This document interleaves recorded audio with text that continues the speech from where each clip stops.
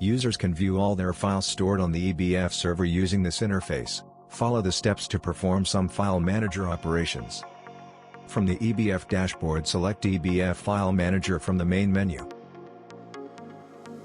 Upload a file to the EBF server using the Upload File button.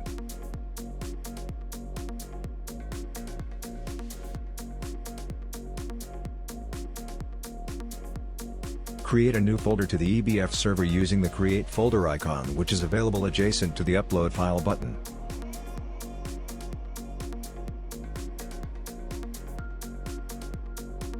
Download any file from the EBF server using the download icon adjacent to the file name.